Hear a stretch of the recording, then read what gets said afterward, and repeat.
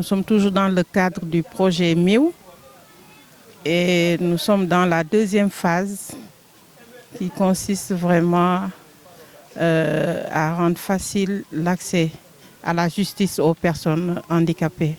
Donc pour rappel, la première phase, c'était pour l'accès aux structures de santé à ces personnes handicapées. Et aujourd'hui, nous venons à la rencontre de la population à travers cette activité importante qui est l'université populaire pour vraiment échanger avec les personnes handicapées, notamment les femmes et filles, pour leur donner l'information importante, leur rappeler que nous jouissons des mêmes droits, les droits à la santé, le droit à la justice. Et peut-être par malinformation, ils sont désemparés et dans des situations difficiles, ils ne savent pas où aller.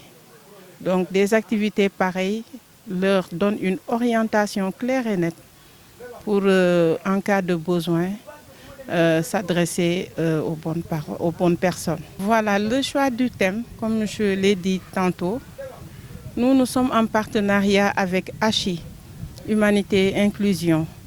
Et c'est à travers un de leurs projets, Making It Work, que nous déroulons cette activité. Et à travers ce projet, nous sommes aux côtés des personnes pour l'effectivité de leurs droits. Comme je l'ai dit tout à l'heure, nous jouissons des mêmes droits, mais malheureusement, ils sont tout le temps discriminés. Et ce, dans tous les secteurs de la vie. Nous disons que ce n'est pas du tout normal, en plus de leur handicap, qu'ils aient des difficultés d'accès dans les structures sanitaires. Lors de la première phase, nous avons rencontré les autorités des hôpitaux, notamment l'hôpital de la Paix, Ziguinchor, d'autres structures aussi. Et ces autorités nous avaient garanti vraiment d'améliorer les conditions d'accès. Et à côté aussi, on a eu des témoignages très poignants de ces femmes qui, pour accéder aux salles d'accouchement, ont d'énormes difficultés. Dans cette deuxième phase, qui consiste vraiment à rendre facile vraiment l'accès aux personnes handicapées à la justice, nous savons que même sans handicap, la justice vraiment reste méconnue.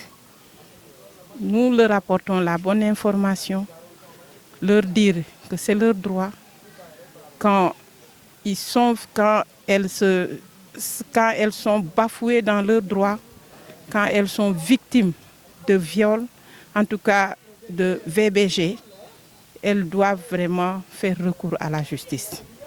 Et de telles activités leur permettent d'avoir ces informations. Et nous sommes là avec les structures étatiques, nous sommes là avec l'action sociale, vous avez le départemental qui est là. Nous sommes toujours avec notre partenaire, la chef de projet de MIU. Nous sommes avec les personnes handicapées. Donc à Grand Dakar, nous avons une association qui est née grâce vraiment aux travaux, aux activités, à l'engagement de la brigade. Une association que nous comptons vraiment accompagner.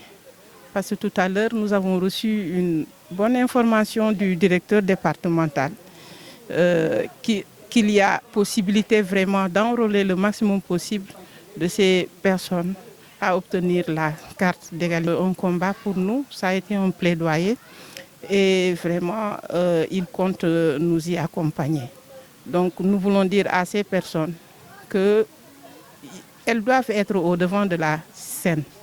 Et derrière eux, la brigade de Ziguinchor est là et continuera à les orienter jusqu'à l'obtention de ce qu'ils veulent. Ça, ce qui veut dire quoi? C'est l'effectivité des droits de ces personnes.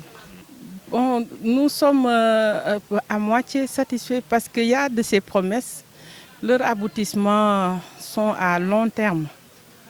Donc à court terme, ce qu'on a pu obtenir déjà des autorités de ces hôpitaux, c'est l'amélioration des conditions d'accueil surtout.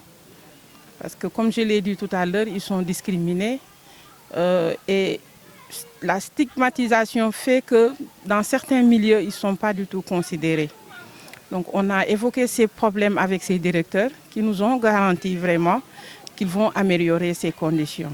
Et même on leur a proposé des formations pour le personnel d'accueil. Et là aussi, vraiment, nous pensons que vraiment les promesses seront tenues.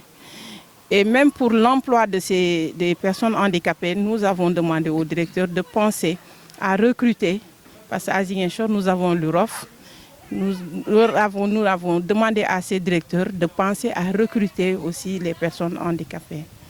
Donc, si on prend la loi d'orientation sociale, toutes ces questions sont évoquées et il y a bien des possibilités vraiment d'aider les personnes handicapées.